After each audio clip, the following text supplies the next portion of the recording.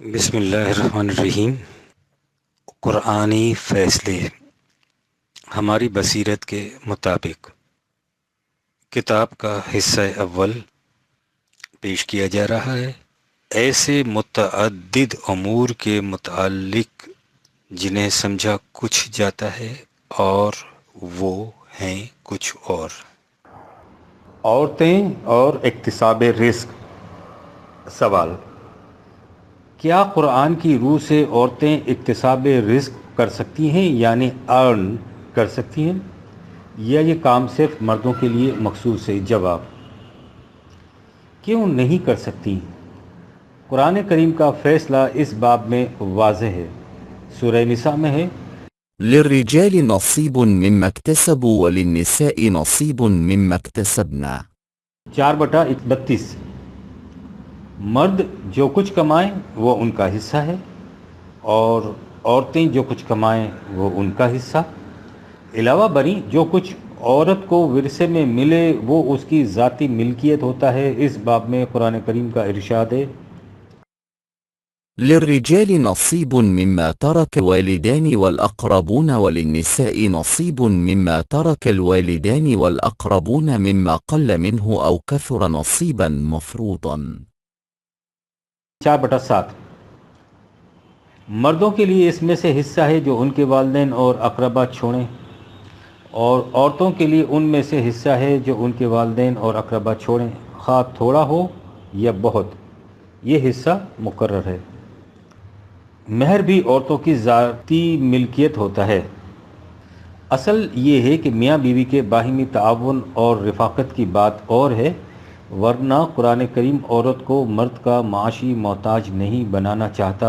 1961 عیسوی۔ عورت کا حق مشاورت۔ سوال: اسلامی حکومت باہمی مشورے سے قائم ہوگی، لیکن اگر یہ مشورہ مردوں تک ہی محدود ہو تو ملک کی آدھی آبادی حق مشاورت سے محروم ہو جائے گی۔ کیا اسلام میں جمہوریت کا یہی تصور ہے؟ جواب: اسلامی حکومت میں عورتیں حق مشاورت سے محروم نہیں قرار دی جا سکتی۔ قرآن کریم نے جہاں کہا ہے وَأَمْرُهُمْ شُورَى بَيْنَهُمْ 42/39، ان کی حکومت مشاورت پر مبنی ہوگی، تو وہاں اس مشاورت کو مردوں تک ہی محدود نہیں رکھا گیا، وہاں تمام مومنوں کا ذکر ہے جن میں مرد اور عورت سب شامل ہوتے ہیں۔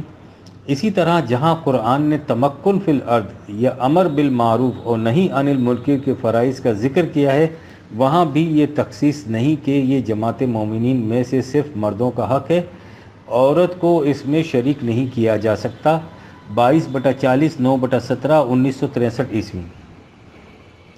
ماں باپ کی اطاعت۔ ایک نوجوان رقم تراز ہے: میرے ماں باپ نے میری شادی اپنی مرضی کے مطابق کی، اب وہ میری بیوی سے ناراض ہیں اور مجھے مجبور کرتے ہیں کہ میں طلاق دے دوں یا اس سے ناروا سلوک کروں، حالانکہ میری بیوی سے میرے تعلقات بہت خوشگوار ہیں۔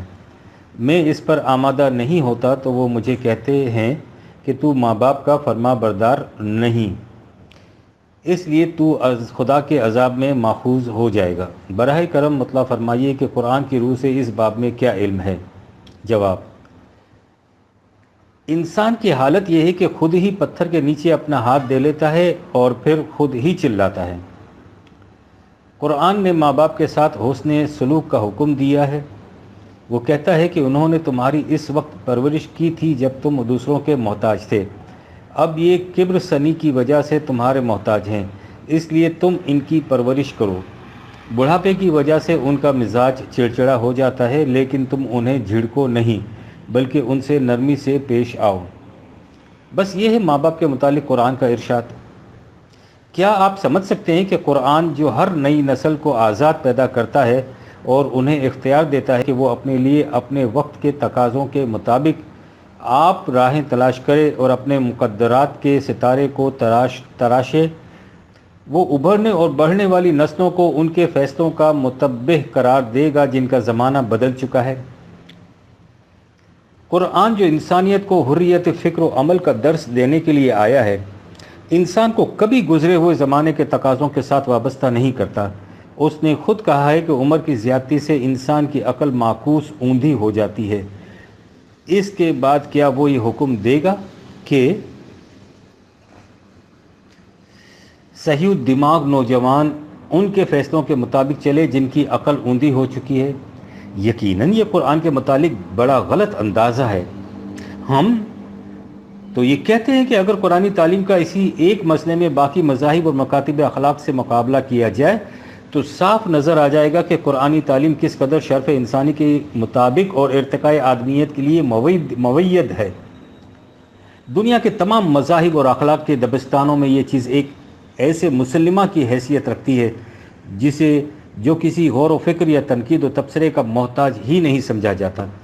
ان کے ہاں کبھی کسی نے اتنا خیال کرنے کی بھی ضرورت محسوس نہیں کی کہ یہ بھی کوئی ایسی بات ہے جس میں دو رائیں ہو سکتی ہیں۔ لیکن قرآن کو دیکھیے، اس نے دنیا میں پہلی مرتبہ یہ آواز بلند کی ہے کہ جو لوگ عقل کے انحطاط کے دور میں پہنچ چکے ہوں ان کے فیصلے واجب الاتباع نہیں ہوا کرتے۔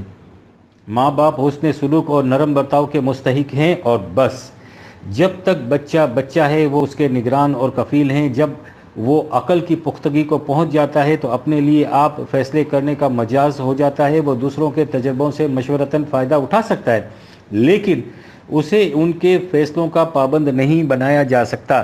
وہ وحی کی حدود کے اندر نظام ملت کے متعین کردہ ترک و اسالیب کی ہم آہنگی میں اپنے لیے آپ فیصلہ کرے گا۔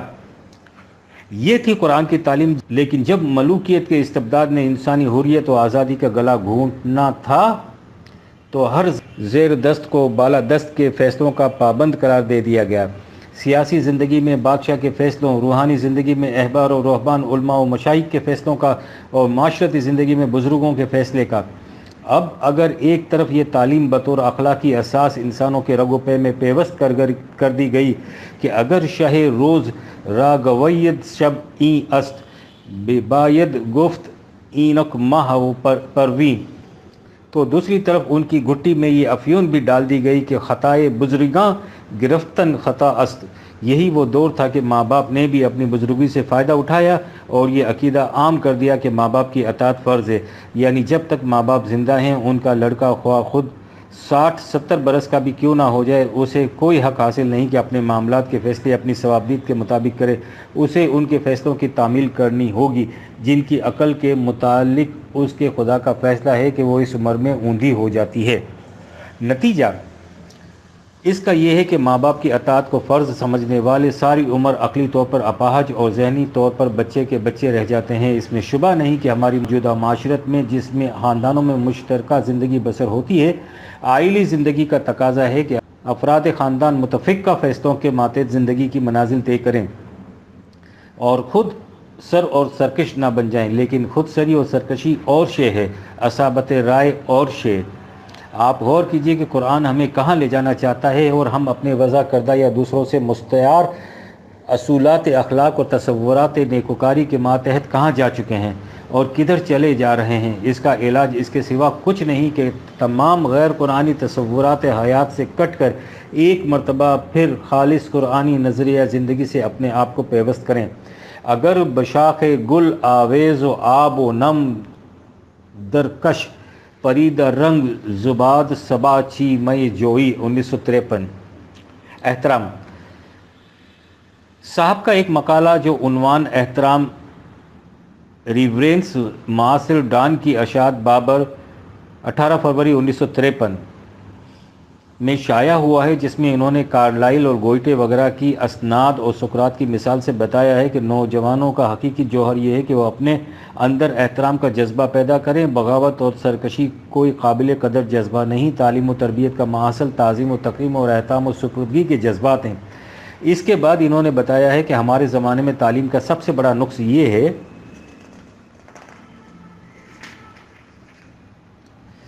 کہ اس سے طالب علموں کے دل میں احترام و تعظیم کے جذبات پیدا نہیں ہوتے، وہ سرکشی اور بغاوت میں فخر محسوس کرتے ہیں، اور یہ مسلک ہمارے معاشرے کے لیے بڑا خطرناک ہے۔ اگر اس کی جلدی اصلاح نہ کی گئی تو اس کے نقصانات کی تلافی ناممکن ہو جائے گی۔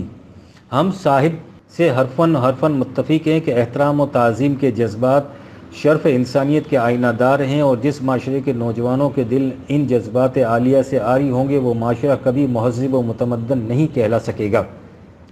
ہم اس سے بھی متفق ہیں کہ خود معاشرہ کے قیام و بقا کے لیے ضروری ہے کہ افراد معاشرہ کے دل میں احترام و تکریم کے جذبات موجزن رہیں۔ بغاوت اور سرکشی کی بنیادوں پر کوئی معاشرہ قائم نہیں رہ سکتا۔ یہ بھی حقیقت ہے کہ آج ہماری قوم کے نوجوانوں کے دل سے احترام و تعظیم کے جذبات اٹھتے چلے جا رہے ہیں، اور ان کی جگہ بغاوت اور سرکشی کے جراثیم پرورش پا رہے ہیں، جن کے مظاہرے آئے دن ہمارے اجتماعات میں ہوتے رہتے ہیں۔ لیکن سوال یہ ہے کہ احترام کس کا کیا جائے، تعظیم کا مستحق کون ہے، جذبات سپردگی کی عقیدت کس کی بارگاہ میں پیش کی جائے، کس شخص کو واجب التکریم اور کون سے حکم کو واجب التعمیل سمجھا جائے۔ اس ضمن میں صاحب فرماتے ہیں کہ ماں باپ کے حکم کا احترام، استاد کے حکم کا احترام، معاشرے کے احکام کا احترام، جو اس کی اقدار و روایات و قوانین کی شکل میں سامنے آتے ہیں۔ ہمیں اس سے اختلاف ہے کہ ماں باپ، استاد، اسلاف کا ہر حکم بلا مشروط واجب الاحترام ہے، اور معاشرے کی تمام اقدار، روایات اور ضوابط بلا استثناء واجب التعمیل۔ اگر صاحب کے نزدیک اسی کا نام جذبات احترام و تکریم ہے تو ان جذبات سے دنیا کی کوئی قوم ایک قدم بھی آگے نہیں بڑھ سکتی۔ اس سے انسانیت کا ارتقا رک جاتا ہے اور شرف آدمیت پر جمود اور خمود طاری ہو جاتا ہے۔ اگر کسی قوم کے نوجوانوں کو یہ سبق دیا جائے کہ جو کچھ ماں باپ اور اساتذہ کہیں سے بلا چوں چرا تسلیم کیے جاؤ، جو کچھ اسلاف سے منتقل ہوتا چلا آ رہا ہے اسے کبھی تنقید نگاہ سے نہ پرکھو، اپنے معاشرے کی روایات و ضوابط کی شدت سے پابندی کرو اور ان کا کبھی جائزہ نہ لو، تو اس قوم میں کبھی ایسے انسان پیدا نہیں ہوں گے جو اپنی ذہنی بالغی سے قوم کی سطح کو بلند کر سکیں اور کاروان انسانیت کو ایک قدم بھی آگے لے جا سکیں۔ یہ وہی قرآنہ تقلید ہوگی جس کا نتیجہ انسان کو حیوان بنا دیتا ہے، بلکہ قرآن کے مطابق حیوان سے بھی بدتر۔ اولئک کالانعام بل ہم اضل۔ اس میں شبہ نہیں کہ بادی النظر میں اس قسم کی تعلیم بڑی خوش آئند دکھائی دیتی ہے کہ ہر ایک کی تعظیم کرو جو اپنے سے بڑا ہو، اس کا حکم مانو، ماں باپ کی اطاعت کرو، استاد کی فرما برداری کرو، اسلاف کے طریقے سے ایک قدم ادھر ادھر نہ ہٹو، اپنے معاشرے کی روایت کا احترام کرو اور اس کے ضوابط کی تعمیل۔ لیکن اگر بنگاہ تعمق دیکھا جائے تو صاف نظر آ جائے گا کہ یہ تمام حسین و جمیل جذبات پیدا کردہ ہیں اس دور استبداد کے جس میں سکھایا جاتا تھا اگر شے روز را گوید شب است این بے باید گفت اینک ماہ و پروین، اور پڑھایا جاتا تھا کہ خطائے بزرگاں گفتن خطا است۔ یہی وہ اخلاقی ضوابط تھے جن کی روح سے ہر بڑے کا حکم واجب التعمیل قرار پاتا تھا۔ اس تعلیم کا آغاز ماں باپ کی اطاعت سے ہوتا تھا، اس سے آگے استاد کی اطاعت تھی۔ یہ استاد پاٹھ شالاؤں میں برہمن اور مسجدوں اور مکتبوں میں ملا ہوتے تھے، انہی سے پیشوایت پریسٹ ہوڈ کی اطاعت مسلم ہو جاتی تھی۔ اس کے بعد اسلاف کی اطاعت مردوں کی پرستش اینسیسٹورل ورشپ پر منتج ہوتی تھی، اور اس سیڑھی کے ذریعے آخر الامر بادشاہ کی اطاعت جو ایشور کا اوتار یا ذل اللہ خدا کا سایہ بن جاتا تھا۔ بزرگوں کی تعظیم اور روایت کے احترام کے یہی وہ جذبات ہیں جنہیں رابرٹ برفا کسٹم تھاٹ اور پاور تھاٹ کی اصطلاحات سے تعبیر کرتا ہے، جس کا نتیجہ یہ ہوتا ہے کہ اس سے عقل و شعور کے صرافے میں جعلی سکوں کی بھرمار ہو جاتی ہے اور انسان ان افکار کی روح سے سوچنے پر مجبور ہو جاتا ہے جن پر جعلی اقدار کی مہریں ثبت کر دی جاتی ہیں، اور اس طرح وہ ہر گوشے کو رنگین چشمے سے دیکھتا ہے۔ جیسا کہ اوپر لکھا جا چکا ہے، یہ اخلاقی ضوابط بڑے خوش آئند دکھائی دیتے ہیں، جس طرح سینٹ پال کی یہ غلامانہ تعلیم کے دشمن سے بھی پیار کرو اور ایک گال پر تماچا کھا کر دوسرا گال سامنے کر دو۔ لیکن قرآن اس قسم کے غلط جذبات کی کوئی رعایت نہیں کرتا، وہ حقائق کو بے نقاب پیش کر دیتا ہے، خواہ انہیں فیس کرنا بعض طبائی پر کتنا ہی گراں کیوں نہ گزرتا ہو۔ وہ کہتا ہے کہ واجب الاحترام صرف وہ حکم ہے جو حق پر مبنی ہے، اور واجب التکریم وہ ہستی جو حق کا حکم دیتی ہے۔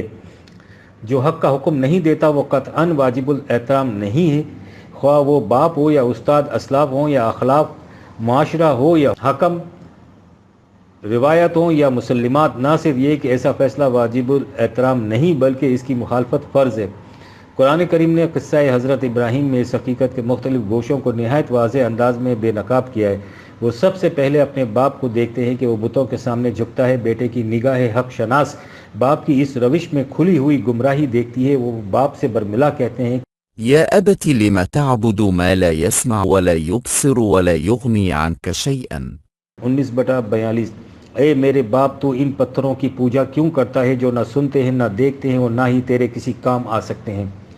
ایسا کہنے میں نہ تو باپ کا احترام ان کے اناگیر ہوتا ہے اور نہ ہی ان کے معبودوں کی تعظیم دامن کش۔ وہ گھر سے باہر نکلتے ہیں تو قوموں کے بڑے بوڑھوں سے خطاب کرتے ہیں کہ ما هذه التماثيل التي أنتم لها عاكفون 21/51 کیا یہ مورتیاں ہیں جن کی پرستش پر تم اس طرح جم کر بیٹھ رہے ہو؟ بزرگوں کا احترام یہاں بھی حضرت ابراہیم علیہ السلام کے گلوگیر نہیں ہوتا۔ اس کے جواب میں قوم اسلاف کی تعظیم کے جذبے کو ابھارتی ہے اور ابراہیم سے کہتی ہے کہ قالوا وجدنا آباءنا لها عابدین 21/52 ہم نے اپنے آبا اجداد کو ان کی پرستش کرتے دیکھا ہے، انہی کے اتباع میں ایسا کرتے ہیں۔ اسلاف کا احترام، بزرگوں کی عظمت، معاشرے کی روایت کا یہی تقاضا ہے کہ ہم وہی کچھ کریں جو کچھ ہوتا چلا آ رہا ہے، اس کے خلاف دل میں خیال تک لانا بھی جرم ہے۔ غور کیجئے قوم کے بڑے بوڑھوں نے کس طرح اسلاف کی عظمت اور روایت کے احترام کو بطور دلیل پیش کیا ہے، لیکن حضرت ابراہیم پر اس کا کیا اثر ہوا؟ کیا وہ بڑوں کے احترام اور معاشرے کی روایت کی تعظیم سے مرعوب ہو گئے؟ نہیں، ایسا نہیں ہوا۔ انہوں نے پوری جرت اور بے باکی سے کہا کہ لقد کنتم انتم وآباؤکم فی ضلال مبین 21/54 یقین کرو تم خود بھی اور تمہارے اسلاف بھی صریح گمراہی میں رہے۔ یہ کہا اور اس کے ساتھ ہی فرمایا کہ تم معاشرے کی روایات اور اسلاف کی روش کو بطور دلیل پیش کرتے ہو۔ میں پوچھتا ہوں کہ أفرأيتم ما كنتم تعبدون أنتم وآباؤكم الأقدمون 26/75 کیا تم نے کبھی اس پر غور کیا ہے کہ تم اور تمہارے اسلاف جس روش کے پابند ہو اس کی حقیقت کیا ہے؟ آپ نے دیکھا کہ حضرت ابراہیم نے اس مقام پر کتنی بڑی حقیقت کی طرف اشارہ کیا ہے۔ انہوں نے کہا ہے کہ کوئی روش محض اس لیے صحیح نہیں ہو سکتی کہ وہ اسلاف سے چلی آتی ہے، نہ ہی کوئی دلیل اس لیے دلیل محکم بن سکتی ہے کہ اسے متقدمین کی سند حاصل ہے۔ تمہیں غور کرنا چاہیے کہ اسلاف کی جو روش ہم تک منتقل ہو کر آئی ہے وہ صحیح ہے یا غلط۔ اگر وہ صحیح ہے تو اسے جاری رکھو اور غلط ہے تو اسے ترک کر دو۔ یہ ہے صحیح مسلک۔ باپ اور عوام سے آگے بڑھ کر حضرت ابراہیم معبد کی پجاریوں تک پہنچے۔ یہاں لوگ اس زمانے میں استاد، مرشد اور خدا کے نمائندے ہوتے تھے اور آج بھی ان کی یہی پوزیشن ہے۔ حضرت ابراہیم نے ان کے ساتھ جو کچھ کیا اس کی تفصیل قرآن کے متعدد مقامات میں موجود ہے۔ ماحصل اس کا یہ کہ انہوں نے اس نوجوان کی اس بغاوت و سرکشی کی بنا پر فیصلہ کیا کہ قالوا حرقوه وانصروا آلهتكم إن كنتم فاعلين 21/68 انہوں نے آپس میں کہا کہ اگر ہم میں کچھ بھی ہمت ہے تو آؤ اس نوجوان کو آگ میں ڈال کر جلا دیں اور اپنے معبودوں کا بول بالا کریں۔ یہاں تک باپ، قوم کے عام بڑے بوڑھے، اسلاف، معاشرہ کی روایات، حتیٰ کہ اساتذہ، علماء، مرشدان طریقت سب آ گئے، لیکن ابھی اس سلسلہ استبداد کی آخری کڑی باقی ہے، یعنی بادشاہ حضرت ابراہیم کی حق پرستی اور حق گوئی نے اس کے احترام کو بھی بالائے طاق رکھ دیا اور اسے ایسی خری خری سنائی کہ وہ قرآن کے الفاظ میں اپنا سا منہ لے کر رہ گیا۔ فابو حیت الذی کفر 2/258 یہ ہے وہ روش ابراہیمی جس کے متعلق قرآن نے ہم سے کہا ہے کہ قد کان لکم اسوۃ حسنۃ فی ابراہیم والذین معہ 60/4 تمہارے لیے ابراہیم اور ان کے رفقا کی روش ایک عمدہ نمونے کی حیثیت رکھتی ہے۔ آپ نے اور فرمایا کہ جس روش کو قرآن نے اسوہ حسنہ قرار دیا ہے وہ روش یہ نہیں ہے کہ ماں باپ، اساتذہ، مذہبی رہنماؤں، اسلاف و معاشرہ کی روایات اور ارباب اقتدار کے ہر حکم کا احترام اور ہر فرمان کی تعمیل کرتے جاؤ۔ اسوہ حسنہ یہ ہے کہ جو بات حق کے خلاف ہو وہ کہیں بھی ہو اور کسی کی طرف سے بھی ہو اس کے خلاف صدائے احتجاج بلند کرو۔ حضرت ابراہیم کے علاوہ قرآن کریم نے نبی اکرم کی روش حیات کو بطور اسوہ حسنہ پیش کیا ہے۔ لقد کان لکم فی رسول اللہ اسوۃ حسنہ 32/21 حضور کی روش کیا تھی؟ آپ کی پیدائش بھی حضرت ابراہیم کی طرح ایسے ہی معاشرے میں ہوئی جہاں ہر طرف گمراہی پھیلی ہوئی تھی۔ آپ نے اس مروجہ مسلک کی مخالفت اس شدت سے کی کہ قوم کے بڑے بوڑھے، کعبے کے متولی تمام بزرگ اکٹھے ہو کر آپ کے چچا کے پاس آئے کہ اس نوجوان کو ان حرکات سے روکا جائے۔ خود چچا نے بھی ان کی ہمنوائی میں آپ سے کہا کہ بزرگوں کا احترام اور اسلاف کی تعظیم بڑی ضروری ہے، اس لیے آپ ان کی مخالفت سے باز آ جائیں۔ اس کے جواب میں حضور نے وہی کچھ کہا جو حضرت ابراہیم نے کہا تھا۔ آپ نے فرمایا اگر میرے دائیں ہاتھ پر سورج اور بائیں ہاتھ پر چاند رکھ دیا جائے پھر بھی غلط بات کی مخالفت سے باز نہیں آؤں گا۔ اور اس مخالفت کی انتہا یہ تھی کہ میدان جنگ میں ایک طرف نبی اکرم صلی اللہ علیہ وسلم اور ان کے ساتھی تھے اور دوسری طرف حضور صلی اللہ علیہ وسلم کے یہی بزرگ چچے وغیرہ اور ان کی اولاد حقیقت یہ ہے کہ حضور کی ساری زندگی ایک مسلسل جہاد تھی۔ اپنے معاشرے کے مسلمات کے خلاف ایک انقلاب آفریں دعوت تھی۔ ان روایات کے خلاف جو ان کے اسلاف سے متوارث چلی آ رہی تھی، اور اس نقطۂ نگاہ سے دیکھا جائے تو حضرت ابراہیم و نبی اکرم ہی پر موقوف نہیں، تمام انبیاء کرام کا مشن ان روایات و تصورات کے خلاف مسلسل بیکار تھا جو اس معاشرے میں عام ہوتے تھے جن میں وہ مبعوث ہوتے تھے۔ اس میں نہ کسی زندہ کا احترام ان کی راہ میں حائل ہوتا تھا، نہ مردہ کا تقدس۔ یہ ہے اس باب میں قرآن کی تعلیم اور حضرات انبیاء کرام کا اسوہ۔ ہم نے کہا یہ ہے کہ قرآن کی تعلیم یہ ہے کہ جو بات حق کے خلاف ہو اس کی مخالفت عین فریضہ زندگی ہو جاتی ہے۔ اب سوال یہ ہے کہ حق کسے کہتے ہیں؟ صاحب نے گوئٹے کا اقتباس دیا ہے، اس میں وہ کہتا ہے کہ احترام کیا جائے ان کا جو ہم سے بڑے، گریٹر اور بہتر، بیٹر ہیں۔ اور خود صاحب نے لکھا ہے کہ زندگی میں جو کچھ بھلا، گڈ اور گریٹ ہے اس کا احترام کیا جائے۔ بھلا اور بڑا، گڈ اینڈ گریٹ کے الفاظ ایسے ہیں جن کا مفہوم متعین نہیں، اور یہ ظاہر ہے کہ جب تک ان الفاظ کا مفہوم متعین نہ ہو ان کا واضح تصور سامنے نہیں آ سکتا۔ فلسفہ اور اخلاقیات آج تک خیر و شر، گڈ اینڈ ایول کے متعلق کوئی حرف آخر نہیں کہہ سکے۔ اس لیے ایسے الفاظ کو احترام اور عدم احترام کا معیار قرار دینا قوم کو نظری بحث سے آگے نہیں لے جا سکتا۔ ہمارا تخاطب مسلمانوں سے ہے، اور ظاہر ہے کہ صاحب کے مخاطب بھی اسی قوم کے نوجوان ہیں، اور مسلمانوں کے لیے خیر و شر اور حق و باطل کا امتیاز بالکل واضح ہے۔ حق وہ ہے جس کا حکم قرآن دیتا ہے، اور باطل وہ ہے جس سے وہ روکتا ہے۔ لہٰذا ایک مسلمان کے لیے احترام قرآنی احکام کا ہے، اور اسی بنا پر ان گوشوں کا جہاں سے قرآنی احکام صادر ہوں، ماں باپ ہوں یا استاد اسلاف ہوں یا اخلاف بزرگ ہوں یا خود معاشرہ ہو یا حکومت، احترام صرف اس کا ہے جو قرآن کے مطابق حکم دے۔ جو اس کے خلاف حکم دے اس کی مخالفت ایک مسلم کا فریضہ زندگی ہے اور اتباع رسول اللہ۔ لہٰذا صحیح مسلک یہ ہے کہ ماں باپ، اساتذہ، اسلاف کی روایت، معاشرہ کے ضوابط و قوانین کا احترام نہایت ضروری ہے، بشرط یہ کہ وہ حق یعنی قرآن کے مطابق ہوں۔ یہی وہ تعلیم ہے جس سے ذہنوں میں جلا، قلوب میں پاکیزگی، فکر میں بلندی، معاشرے میں ہمواری، انفرادی اور اجتماعی زندگی میں حسن توازن اور انسانیت میں ارتقاء پیدا ہوگا۔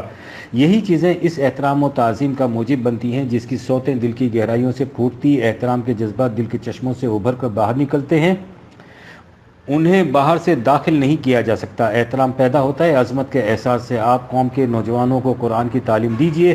جب قرآن کی عظمت ان کے سامنے بے نقاب ہوگی تو ان کی نگاہ عقیدت خود بخود قرآن کی بارگاہ میں جھک جائے گی۔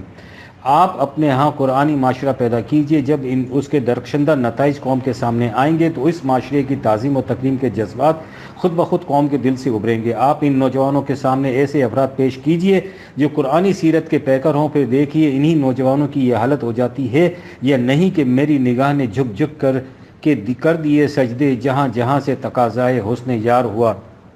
آپ ان نوجوانوں کو تعلیم تو یہ دیتے ہیں کہ جب حضرت ابراہیم کو آگ میں ڈالا گیا تو گرگٹ نے اس آگ کو پھونکنے کی کوشش کی۔ ترجمان القرآن، اکتوبر نومبر 1952، صفحہ 115۔ اور ان سے پھر توقع رکھتے ہیں کہ وہ آپ کے اس قسم کے مذہب اور روایات کا احترام کریں۔ آپ ان کے سامنے معاشرہ ایسا پیش کرتے ہیں جس کے متعلق افراد معاشرہ کی کیفیت یہ ہو چکی ہے کہ وہ اسے 420 سے تعبیر کر کے بھی مطمئن نہیں ہوتے کہ ان الفاظ نے ان کے جذبات کو کما حق اظہار کر دیا ہے، اور اس کے بعد ان نوجوانوں سے اس معاشرے اور اس کے لزوم و تضمنات کی تعظیم چاہتے ہیں۔ آپ ان کے سامنے افراد ایسے پیش کرتے ہیں جن کے تصور سے انسان کو ہنسی آ جائے، اور ان نوجوانوں کو کوہنیاں مار مار کر مجبور کرنا چاہتے ہیں کہ وہ انہیں سعادت مآب کہہ کر پکاریں۔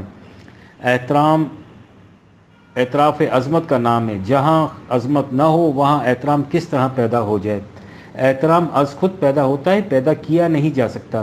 حقیقت خود کو منواتی ہے، منوائی نہیں جاتی۔ جو افراد زمانے سے اپنا احترام کراتے ہیں ان کی حالت تو یہ ہوتی ہے کہ وہ سارے زمانے سے لڑائی مول لیتے ہیں۔ مخالفین کا ہجوم ان سے پوچھتا ہے کہ تمہاری صداقت کی دلیل کیا ہے؟ وہ انہی مخالفین سے کہتے ہیں کہ فقد لابثت فیکم عمرا من قبل ہی افلا تعقلون، میں نے اس سے پہلے تمہارے اندر عمر بسر کیے، کیا تم اس سے اندازہ نہیں لگا سکتے کہ ایسی زندگی سچے کی ہوتی ہے یا جھوٹے کی؟ وہ یہ کہتے ہیں اور مخالفین میں سے ایک فرد بھی ایسا نہیں اٹھتا جو کہنے والے کے کیریکٹر کے متعلق ایک حرف بھی مخالفت میں کہہ سکے۔ یہی نہیں کہ ان کے سامنے ایسا نہ کہہ سکے، بلکہ یہ کہ اہل مکہ نے ابو سفیان کو اپنا نمائندہ بنا کر ہرقل کے پاس بھیجا، وہ اس سے مدد مانگے تاکہ اس تحریک نبی اکرم کی دعوت کا خاتمہ کیا جائے۔ ہرقل نے ابو سفیان سے پوچھا، اس داعی انقلاب کے کیریکٹر کا کیا حال ہے؟ کیا وہ جھوٹ بولتا ہے؟ کیریکٹر کے احترام کی یہ کیفیت ہے کہ ابو سفیان نے وہاں بھی اعتراف کیا کہ اس داعی انقلاب نے کبھی جھوٹ نہیں بولا، کبھی بددیانتی نہیں کی۔ نگاہوں کے سجدے وقف ہوتے ہیں ان افراد کے لیے، نہ ان کے لیے جن کی کیفیت یہ ہو کہ کی جس سے بات اس نے شکایت ضرور کی۔ احترام ہوتا ہے اس معاشرے کا جس کی حالت یہ ہو کہ جب ایک نو مسلم اپنے ٹیکس کا روپیہ خزانے میں داخل کرنے کے لیے لایا تو حضرت عمر نے پوچھا کہ اس نئے اسلامی معاشرے نے تمہارے لیے کچھ کیا بھی ہے یا نہیں؟ اس نے کہا کہ ابھی تک تو اس کا موقع نہیں آیا۔ اس پر حضرت عمر نے کہا کہ پھر تم اپنا روپیہ واپس لے جاؤ۔ جب تک کوئی معاشرہ فرد کی ربوبیت کے لیے کچھ نہیں کرتا، اسے حق حاصل نہیں ہوتا کہ وہ اس فرد کی کمائی سے کچھ لے۔ اس معاشرے کا احترام کس طرح ہو سکتا ہے جس کا عالم یہ ہو کہ دانا میں کارد حاصل برت؟ معاشرہ تو ایک طرف، اس باپ کا احترام اولاد کے دل میں نہیں رہتا جو خود تو مرغ پلاؤ اڑائے اور بچے بھوکے مریں۔ ہمارے نوجوانوں میں البتہ ایک بات ایسی پیدا ہو رہی ہے جو بڑی معیوب ہے اور جسے کسی صورت میں بھی روا نہیں رکھا جا سکتا، اور وہ ہے بدتمیزی۔ ہماری نگاہیں زمین میں گڑ جاتی ہیں جب ہم دیکھتے ہیں کہ ہمارا نوجوان طبقہ بدتمیز ہوتا جا رہا ہے۔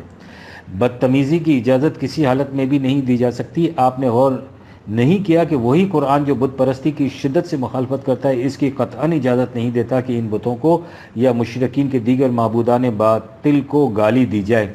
وَلَا تَسُبُّوا الَّذِينَ يَدْعُونَ مِن دُونِ اللَّهِ فَيَسُبُّوا اللَّهَ عَدْوًا بِغَيْرِ علم۔ جو لوگ خدا کے سوا دوسری ہستیوں کو پکارتے ہیں، تم ان کے معبودوں کو گالیاں مت دو کہ پھر وہ بھی حد سے تجاوز کر کے خدا کو برا بھلا کہنے لگیں گے۔ حقیقت یہ ہے کہ بدتمیزی پر اترانا اپنی کمزوری کا اعتراف اور شکست کا اظہار ہے، اور وہ بھی بڑی کمظرفی اور کمینگی کے ساتھ۔ جو بات حق کے خلاف ہے اس کے کھلے بندوں مخالفت کیجیے، لیکن بدتمیزی پر کبھی نہ اتریے۔ تقدیر امم کے مطالعے سے کچھ ایسا مترشح ہوتا ہے کہ جس قوم میں قوت باقی نہیں رہتی، اس کا عمر رسیدہ طبقہ شکوہ سنجی اور مرثیہ خوانی شروع کر دیتا ہے، اور اس کا نوجوان طبقہ بدتمیزی پر اتر آتا ہے۔ اس وقت پاکستان میں یہی کچھ ہو رہا ہے، اور اسی صورت حالات کا احساس ہے جو سنجیدہ طبقے کو یہ کہنے پر مجبور کر رہا ہے کہ یوں خدا کی خدائی برحق ہے، پر عصر کی ہمیں تو آس نہیں۔ 1953 عیسوی۔